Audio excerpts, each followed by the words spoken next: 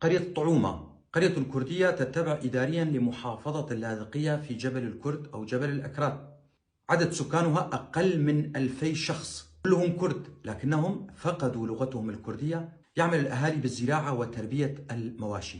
من عشائر الجبل موشان، عوجان، شيخان وكيخية. موشان أي أنه من مدينة موشي الكردية الكردستانية، وكيخية أي تعني باللغة الكردية إله أو رب الشمس. كي هو الشخص والمكانة، الآن نقول عن الشخص والمكانة العالية أو الشأن الرفيع كي، وخي متأتي من خو أي الشمس.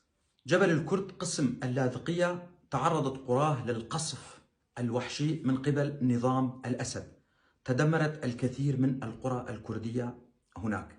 أهلنا في تلك القرى تهجروا وهم بحاجة إلى مساعدة وإعادة إعمار القرى. لذلك أناشد حكومة إقليم كردستان العراق والإدارة الذاتية للشمال والشرق سوريا بمد يد العون والمساعدة لأهلنا هناك في أقرب فرصة. وصلتني هذه المعلومات من أحد أبناء منطقة جبل الكرد أو جبل الأكراد، وأنا ألقيها بصوتي. أنا علي عبد الله كولو، محامٍ منطقة درباسية. أتمنى كما يتمنى كل الكرد الناطقين بالكردية أن يتعلم أهلنا في جبل الكرد أو الأكراد لغتهم الكردية، أن يعلموها لأولادهم، أن يسموا أولادهم بأسامٍ كردية، فلغتنا الكردية هدية من الله كباقي اللغات، علينا أن نتعلمها. دمتم أهلنا في قرية طعومة.